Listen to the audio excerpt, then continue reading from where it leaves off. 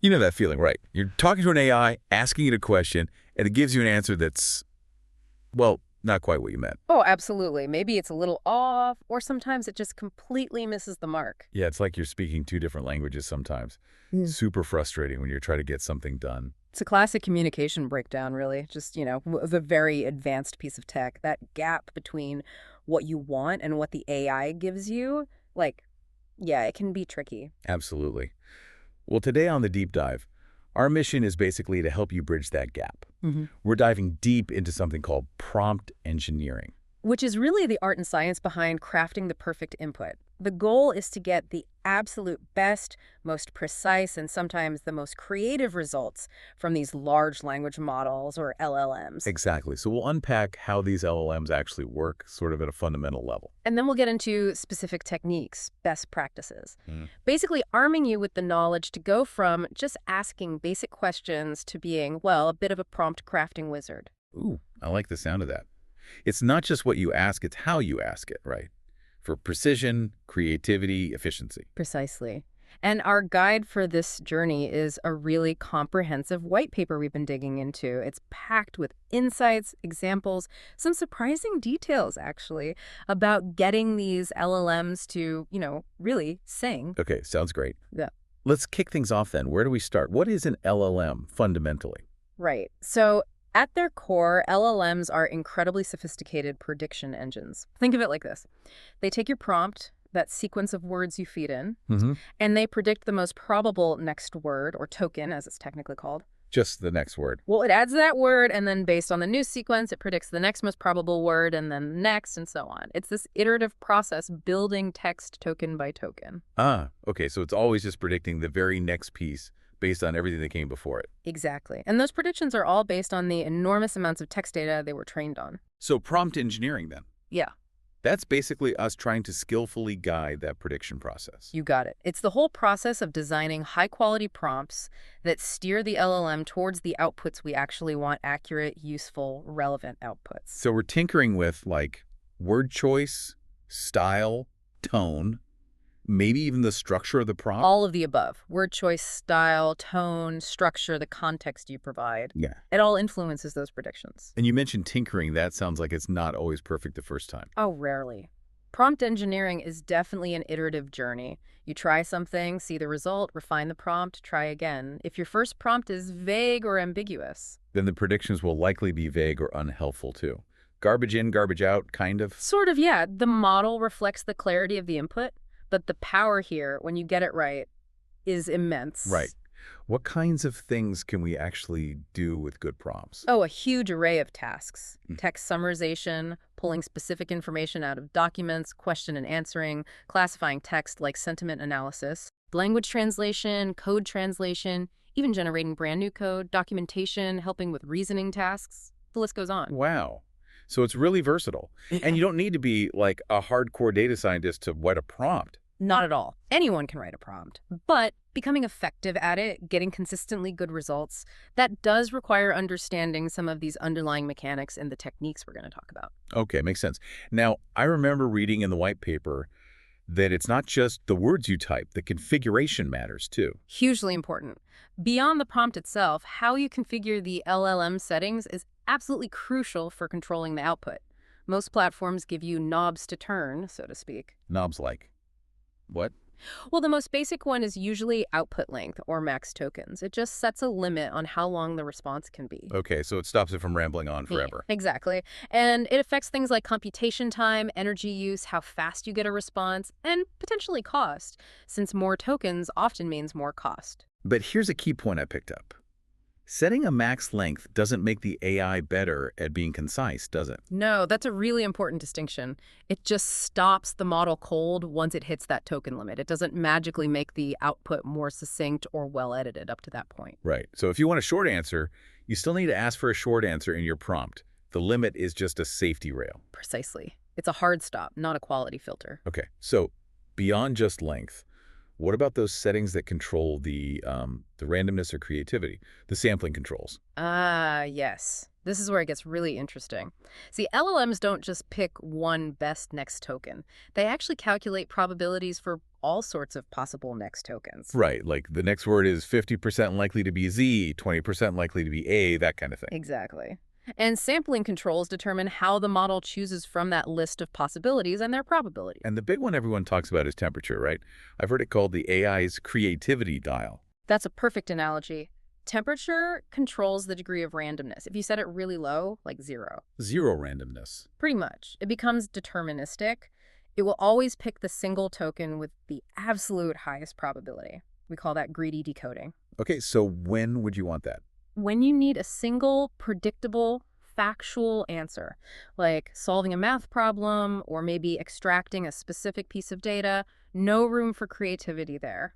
Makes sense. And higher temperatures. Crank up the temperature and you increase the randomness, the model becomes more likely to pick less probable tokens, leading to more diverse, unexpected, sometimes more creative results. So great for brainstorming, writing stories, things like that. Exactly. Anytime you want less predictable, maybe more surprising output.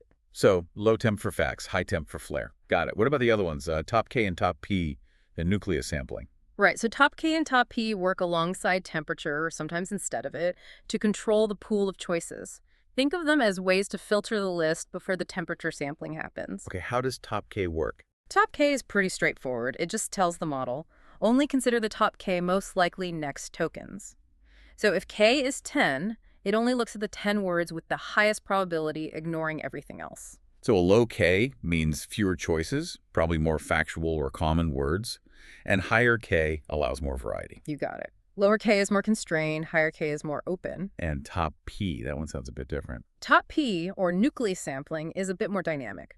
Instead of picking a fixed number K, it picks tokens based on their cumulative probability. It keeps adding the next most probable token to the list until the total probability of the chosen tokens reaches a certain threshold P.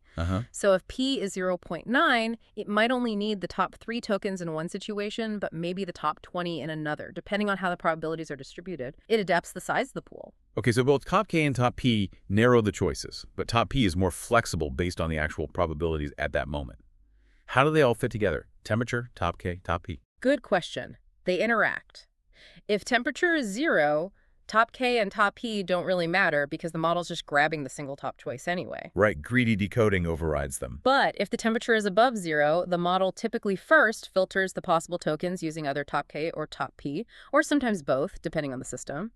Then it applies the temperature setting to randomly sample from that filtered list. I see. So filter first, then apply randomness. For someone just starting out, experimenting, any good starting points for these settings, like rules of thumb? Definitely. The white paper gives some good suggestions. For something coherent but still creative, maybe try temperature around 0.2, top P at 0.95, and top K around 30. If you really want to push the creativity, maybe temperature up at 0.9, top P 0.99, and top K 40. And for more factual, less creative stuff. Maybe temperature down at 0.1, top P 0.9, top K 20. And like we said, if there's truly only one right answer, like math, just set temperature to 0. That's super helpful. Now, something that trips people up, myself included, is that weird repetition loop bug. Ah, yes. The dreaded loop. Where the AI just starts repeating the same phrase or sentence over and over, like, thank you for your inquiry, thank you for your inquiry. Drives you crazy. What causes that? It's a fascinating issue, actually, and it can happen at both low and high temperatures, believe it or not, but for different reasons. Really? How so? At low temperatures, the model is so deterministic, sticking rigidly to the highest probability path. If that path accidentally leads back to a state it was already in, it can get stuck just repeating that high probability sequence. Okay, it's too predictable and falls into a rut. What about high temperatures? At high temperatures, the output is much more random. But that sheer randomness can sometimes, just by chance, loop back onto itself. The increased randomness makes it possible to stumble back into a previous state and get stuck repeating from there. Wow. So whether it's too predictable or too random, it can still get stuck in these loops. Exactly. Which is why understanding and adjusting these sampling settings, temperature, top K, top P, is really key to breaking out of those loops and finding that sweet spot for your specific task. Okay, configuration makes sense. Now let's dive into the actual craft, writing the prompts themselves. The core principle seems simple enough. It is, fundamentally. LLMs are instruction-following machines. The clearer, the more direct, the more specific your prompt is, the better the LLM can predict what you want and deliver it. Let's start with the most basic type, general prompting or zero shot. This is just asking the question, right? Pretty much, it's the simplest form. You just describe the task, maybe provide some text to work on, and give it 0 examples to learn from beforehand. Like asking it to classify movie reviews. Is this review positive, neutral, or negative? Exactly. But even that can get tricky. Imagine a review that says something like, "Her is a disturbing, thought-provoking film. I wish Hollywood made more masterpieces like this." Disturbing sounds negative. Masterpiece sounds positive. Tricky. Right. A simple 0-shot prompt might struggle. And in this case, you'd probably want a low temperature because you need a factual classification, not some creative interpretation of the sentiment. Okay. But if zero shot isn't cutting it, especially for complex or nuanced tasks, that's when we bring in examples, right? One shot and few shot prompting. Absolutely. This is often the single biggest lever you can pull to improve performance. Examples are like the LLM's native language for learning specifics. More powerful than just describing what you want. Often, yes. Instead of just telling it the rules, you show it the pattern, the tone, the desired structure. It bypasses ambiguity.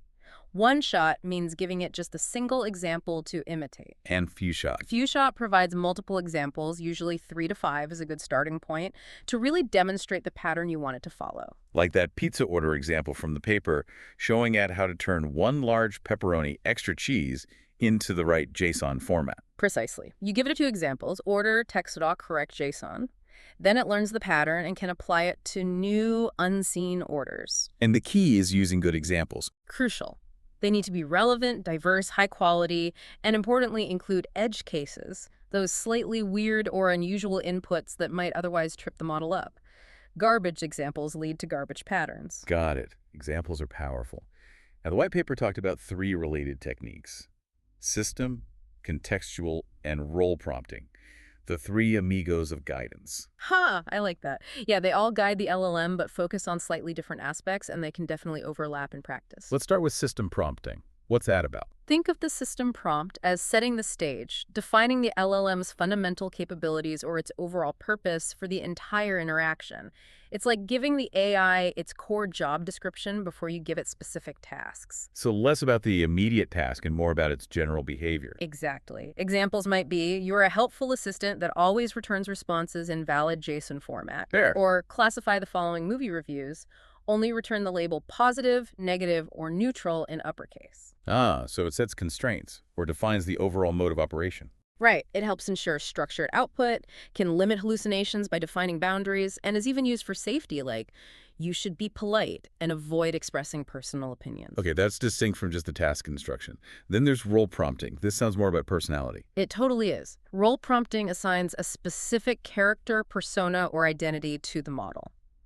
Act as a world-class book editor, or you are a sarcastic pirate explaining quantum physics, or be a patient kindergarten teacher. And that changes with Yeah. the tone, the style. All of it. Tone, style, the kind of information it prioritizes, its level of formality, its apparent expertise. Asking for travel tips for Amsterdam from a witty local guide versus a formal historian will give you vastly different results. Fun. Okay, and the third amigo, contextual prompting. Contextual prompting is about providing specific background details relevant to the current task or conversation turn. It's more dynamic than a system prompt. It gives the LLM the immediate context it needs to understand nuances. Like, if I'm asking for blog post ideas, I give it context about the blog's niche.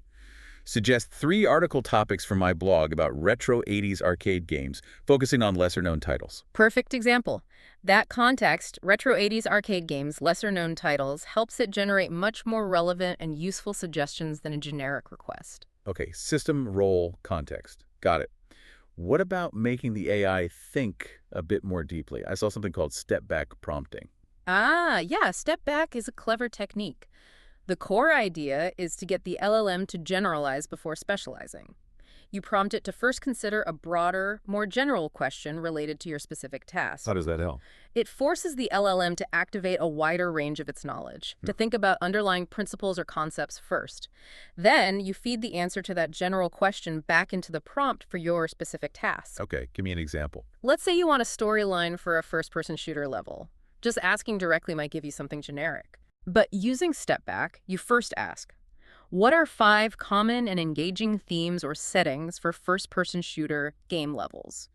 The AI might list things like abandoned military base, cyberpunk city, alien spaceship, underwater research facility. Okay, it's brainstorming themes. Then you take one of those themes, say dilapidated underwater research facility, and use that as context in your original prompt. Write a 1-paragraph storyline for a challenging and engaging level set in a dilapidated underwater research facility. Ah, so the output will be much more specific and creative because it started with that broader theme. Exactly. You get richer details, maybe about mutated creatures or flooding corridors, because the model was primed by that initial step back. It encourages more abstraction and better reasoning, often leading to higher quality results. That's really neat. Minimal extra work for potentially a big payoff. Now let's tackle a technique that's become super important, especially for reasoning tasks like math. Chain of thought, CoT prompting. Yes, CoT is fundamental. We touched on LLMs struggling with multi-step reasoning. That age puzzle is a classic example. When I was 3, my partner was 3 times my age. Now I'm 20. How old is my partner? And a basic prompt often gets it wrong, right? It might just multiply 20 by 3 or something. Exactly. It jumps to a conclusion without working through the steps. But the fix is surprisingly simple. Just adding, what was it? Just adding a simple phrase like, let's think step by step at the end of the prompt. And that makes it show its work. Essentially, yes. It triggers the model to generate the intermediate reasoning steps before giving the final answer. So it'll output something like, okay, let's think step by step. When I was 3, my partner was 3. 3 equals 9 years old. The age difference is 9. 3 equals 6 years. This difference stays constant. Now I am 20 years old. So my partner is 20 plus 6 equals 26 years old. Wow. And it gets the right answer, 26, just by being asked to think step by step. That seems almost too easy. It's incredibly effective for such a low-effort change. It works well with most off-the-shelf LLMs. Plus, you get interpretability. You can see how it reached the answer, which is great for debugging or trusting the result. Further downsides. The main ones are that it generates more text, all those reasoning steps, which means more tokens, potentially higher costs, and slightly longer response times. Okay, so trade-offs. Good for complex reasoning, where accuracy matters more than speed or cost. Precisely. And you can combine it with few-shot, too. You can provide examples that already include the step-by-step reasoning, teaching the model that specific reasoning pattern even more effectively. Useful for things like code generation, too, I bet. Breaking down a complex request. Absolutely. Or creating synthetic data, planning. Anywhere breaking down the problem helps. Okay, CoT improves reasoning. But what if one reasoning path isn't enough? That leads to self-consistency, right? Right. Self-consistency builds directly on chain of thought. CoT usually relies on greedy decoding or low temperature for its reasoning path, meaning it finds one plausible path. Self-consistency says, what if we find multiple reasoning paths and see which answer pops up most often? How does that work in practice? You take the same chain of thought prompt, but this time you run it multiple times, say 5 or 10 times using a high temperature. High temperature. So you get different reasoning each time. Exactly. The randomness generates diverse paths, maybe slightly different calculations or logical steps. Then you extract the final answer from each of those different reasoning chains and perform a majority vote. The answer that appears most frequently is likely the most robust and reliable one. Ah, interesting. So if a tricky classification task gives different answers with CoT depending on the run, self-consistency uses multiple runs to find the consensus. Precisely. It significantly improves accuracy and coherence, especially on challenging problems. The downside, of course, is cost. You're running the prompt multiple times. Right, definitely more computationally expensive. So you reserve it for high-stakes situations where getting the most reliable answer is critical. That's the idea. It's about boosting confidence in the final result. And then there are even more advanced techniques like tree of thoughts, 2T. Yeah, 2T generalizes CoT even further. Instead of just one linear chain of thought, 2T allows the LLM to explore multiple different reasoning paths concurrently, branching out like a tree. So it can explore different possibilities in parallel. Kind of. It explores, evaluates different paths, and can backtrack if one path looks unpromising. It's much better suited for complex problems that require exploration, planning, or considering multiple options, like strategic game playing or complex problem solving. Sounds powerful, but probably more complex to implement. And what about React?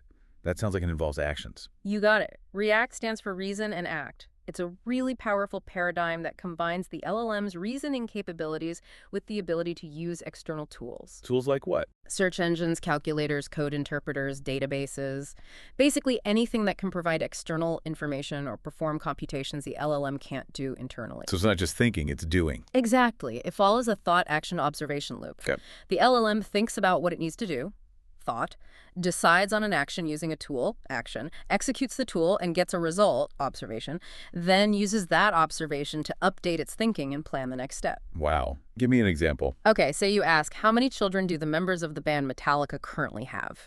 An LLM alone might guess or hallucinate. Right. But a React system would. 1. Think, I need to find the current members of Metallica, then find out how many children each member has. 2. Act. Use a search tool. Current members of Metallica. 3. Observe, get the list. Hetfield, Ulrich, Hammett, Trujillo. 4. Think. Okay, now I need the number of children for each. 5. Act. Search James Hetfield's children count. 6. Observe, get the answer. Theology 3. 7. Act. Search Lars Ulrich children count, and so on. And it keeps going through that loop, searching, observing, updating. Until it has all the information. Then the final thought is to aggregate the numbers and provide the final answer. It requires careful management of the conversation history, but it allows LLMs to tackle tasks needing real-world, up-to-date information or complex calculations. That's a massive step up in capability. Feels like we're getting closer to actual AI agents. Shifting gears a bit, can we automate the creation of prompts? Funny you should ask. Yes, there's a technique called automatic prompt engineering, or APE. The idea is basically, what if we use an LLM to generate and refine prompts for another LLM? Whoa, LLMs prompting LLMs. How's that work? You typically have an LLM generate a bunch of candidate prompts for a specific task. Then, these generated prompts are evaluated, maybe by another LLM acting as a judge, or using automatic metrics like BLEU or Rouge scores that compare the output to reference answers. So you generate many prompt variations and automatically pick the best one. Exactly. For example, training a chatbot for a t-shirt shop. An LLM could generate 10 different ways a customer might ask for one Metallica t-shirt size S, helping you cover more conversational ground automatically. It saves a lot of human effort in brainstorming prompt variations. Very clever. Okay, let's talk code. LLMs seem to be getting really good at programming tasks. They really are. Code prompting is a huge area. LLMs can act like junior developers, significantly speeding up writing code in almost any language. Like asking for a script. Sure, you could prompt, write a bash script that takes a folder path as input, then renames all files in that folder by prepending draft to their current name. Include comments explaining the script. The LLM can generate a pretty decent commented script. You mentioned junior developer. There's a catch, right? Always. The absolute crucial caveat is always read, understand, and test generated code thoroughly before using it. LLMs generate code based on patterns they've seen. They don't truly reason about execution or edge cases. They can replicate bugs or security flaws from their training data. Good warning. So, review required. But they can also explain code. Yes, incredibly useful. Feed it a chunk of uncommented code, maybe that bash script we just generated, and ask, explain what this code does step by step. It'll break it down. Here's where it gets input, checks the folder, loops through files, does the renaming, prints a success message. Great for understanding unfamiliar code bases. In translation, like Bash to Python. Yep, they're often quite good at translating code between languages. Translate this bash script into an equivalent Python script. Again, review needed, but it's a massive time saver. And a quick tip. When generating code, especially Python where indentation matters, ask for it in a format like Markdown code blocks to preserve the structure. Smart tip. What about finding bugs? Debugging. Another strong suit. You can feed it broken code and ask it to find the error. For instance, a Python script with a name error because you typed filename.toUppercase instead of filename.upper. What would it do? It would identify the error. Python string objects don't have a toUppercase method. The correct method is .upper, and provide the corrected code snippet. That's already helpful. But often it goes further. It might also suggest other improvements beyond just fixing the bug. Like, you should probably add error handling in case the folder doesn't exist, or consider using f-strings for cleaner output, or what if file names have spaces, or you're not preserving file extensions. It acts like a mini code reviewer, suggesting ways to make the code more robust and flexible. Wow, that's actually incredibly valuable. It's not just a fix, it's an upgrade. Okay, we've covered a ton of techniques, Let's try to distill some key best practices for listeners wanting to become prompt engineering pros. Absolutely. Rule number one, maybe the most fundamental. Tinkering is key. You have to experiment. Finding the perfect prompt is almost always an iterative process. Use playgrounds, try variations, see what works. Don't expect perfection on the first try. Got it. Yeah, what else? We touched on this, but it bears repeating. Provide examples, the golden rule. Seriously, using one-shot or few-shot prompting is often the most effective way to guide the model. Examples teach style, format, and intent better than just descriptions. Show, don't just tell. Okay. Third, design with simplicity. Keep your prompts concise, clear, and easy for the model to understand. Avoid overly complex sentences or unnecessary jargon. And use strong action verbs. Analyze this, generate that, classify these, summarize, translate. Be direct. Makes sense. Less ambiguity. Fourth, be specific about the output. Don't just say, write a blog post. Say, generate a 3-paragraph blog post in a conversational style about X, aimed at beginners. Define the format, style, length, audience, content requirements explicitly. The more detail, the better the chance you get what you want. Exactly. Fifth, use instructions over constraints. Try to tell the model what to do rather than just listing things not to do. Positive instructions, write in a formal tone, are generally more effective and less limiting than negative ones. Don't use slang. Constraints have their place, especially for safety or strict formatting, but overuse can stifle the model. Guide it towards the goal. Don't just fence it in. Okay. Sixth, control the max token length. We discussed this. Use the configuration setting or ask for a specific length in the prompt itself. Explain this in under 50 words or write a tweet about. Manage the output size. Seventh, use variables in prompts, especially if you're building applications. Instead of hard-coding specifics, use placeholders like city or product name. This makes prompts reusable and dynamic. Essential for automation. Eighth, experiment with input formats and writing styles. Sometimes phrasing something as a question works better than a statement, or vice versa. Try different structures. Ninth, a specific one for few-shot.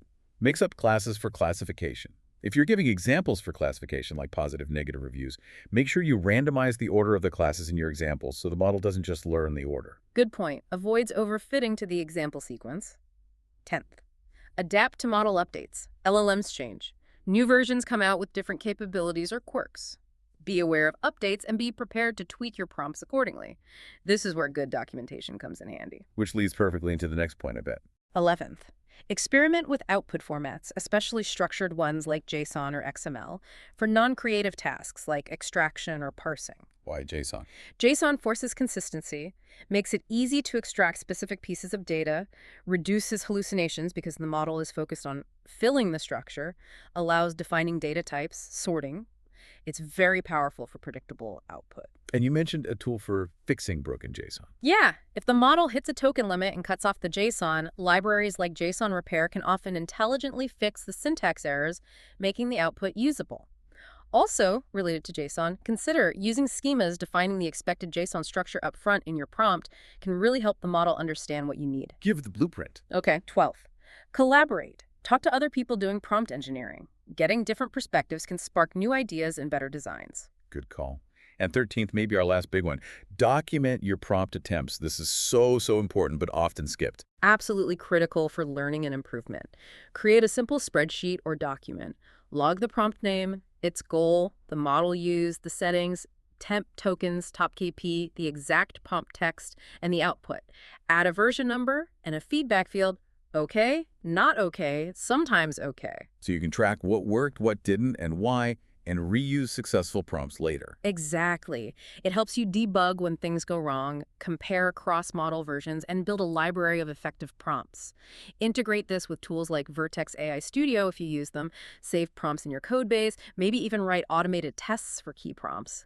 Discipline here pays off hugely. That's a wealth of practical advice. So we've really journeyed through the world of prompt engineering today, from understanding the basics of LLMs as prediction engines. Right, through configuring output with temperature and sampling, exploring techniques from simple zero-shot all the way to advanced methods like chain of thought, self-consistency, and React. To specific tips for code generation and, crucially, these best practices that anyone can apply. Hopefully, you now feel like you have a solid toolkit to really transform your relationship with LLMs.